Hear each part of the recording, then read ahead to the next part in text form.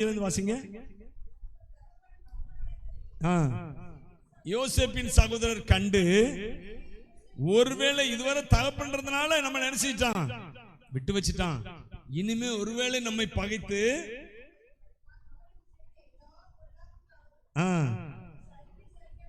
என்று சொல்லி யோசேப்பினிடத்தில் ஆள் அனுப்பி செய்திருந்தாலும்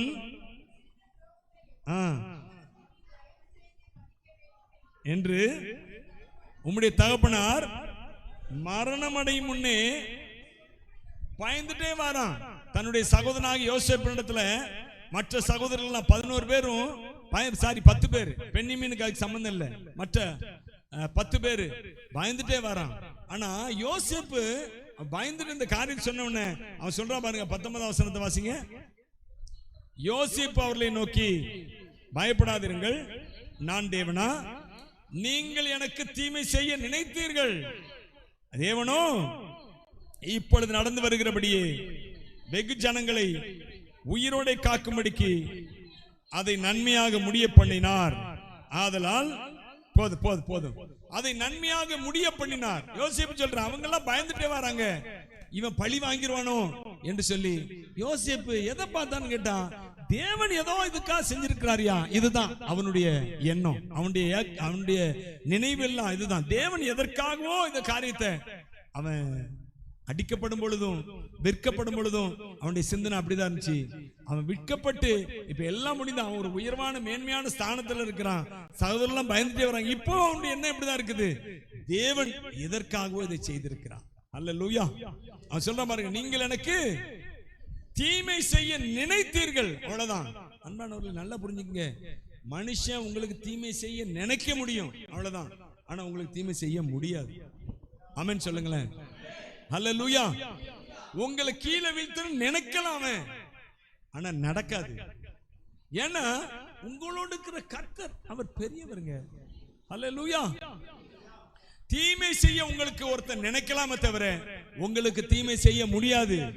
ஏன்னா கர்த்தர் உங்களோடு இருக்கிறார், அவருடைய கிருபை உங்களோடு இருக்கிறது. ஆமென் சொல்லுங்க. அல்லேலூயா. அப்போ நம்ம இந்த இடத்துல பார்க்கிறோம், ஆதியாகமத்தின் புஸ்தகத்துல 49ஆம் அதிகாரத்துல பார்க்கிறோம், தகப்பனுடைய ஆசீர்வாதங்கள் என் பிதாக்களுடைய மேற்பட்டதா இருந்தது. யாக்கோபு சொல்றாரு, உன் தகப்பனுடைய ஆசீர்வாதங்கள் யாரை பார்த்து சொல்றாரு, யோசேப்பை பார்த்து சொல்றாரு. யோசேப்புக்கு தகப்பன் யாரு?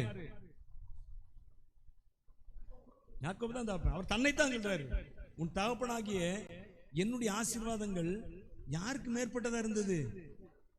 இதுதான் பெரிய ஆச்சரியம். என்னன்னா ஆபிரகாம் வாழ்க்கையில பெரிய தவறுகள், ஏமாற்று வேலைகள்லாம் பார்க்கவே முடியாது. ஈசாக்கு வாழ்க்கையில கொஞ்சம் கூட பார்க்க முடியாது அது.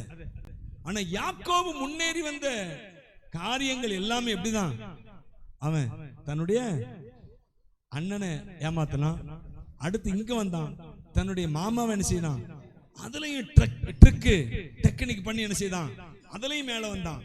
இவன் வாழ்க்கை பூரா எப்படின்னா டெக்னிக்ஸ் அண்ட் ட்ரிக்ஸ். அல்லேலூயா. சில பேருடைய வாழ்க்கை அப்படியே தான் இருக்கும், ரட்சிக்கப்பட்டாலும் முழுக்க எப்படிதான் இருக்கும், டெக்னிக்ஸ் அண்ட் ட்ரிக்ஸ். ஒரு சமயத்துல முன்னேறி வருவாங்க, அதெல்லாம் இல்லைன்னு சொல்ல முடியாது, ஆனா அது நித்தியம் சொல்ல முடியாது. ஆனா இங்க பாக்குறோம், இந்த யாக்கோபு மேல கர்த்தர் அவ்வளவு கிருபை வச்சிருந்தாருங்க. அல்லேலூயா. உன் தகப்பனுடைய ஆசீர்வாதங்கள், யாருடைய ஆசீர்வாதங்கள், யார் ஆசீர்வாதங்கள் அது? அவர் சொல்றாரு, உன் தகப்பனாகி என்னுடைய ஆசீர்வாதங்கள் யாருக்கு மேற்பட்டதா இருந்துச்சுதான், என் பிதாக்கள். அவன் பிதாக்கள் யாரு? ஆபிரகாம், ஈசாக்கு. அவன்லாம் எப்படிப்பட்ட ஆளு? ஆனா கர்த்தர் இவனை தூக்கி நிறுத்தாருங்க எல்லாருக்கும் மேல, யாக்கோபை. அல்லேலூயா. ஏன்னா யாக்கோபை அவர் தெரிந்து கொண்ட விதம் அப்படி. தெரிந்து கொண்ட விதம்னா தெரிந்து கொண்ட சூழ்நிலை, அல்லது அவன் அப்படி இருந்தான் அப்படிலாம் சொல்லல. யாக்கோபை தேவன் அவ்வளவு விசேஷமா தெரிந்து கொண்டார், அவ்வளவு. அதுக்கு காரணமே கிடையாது. அல்லேலூயா. நம்ம ஒரு சில வேளையில பிரசங்கத்துக்கு யாக்கோபை தெரிந்து கொண்டது அதான் காரணம், இதுதான் காரணம் அப்படின்லாம் சொல்லலாம்.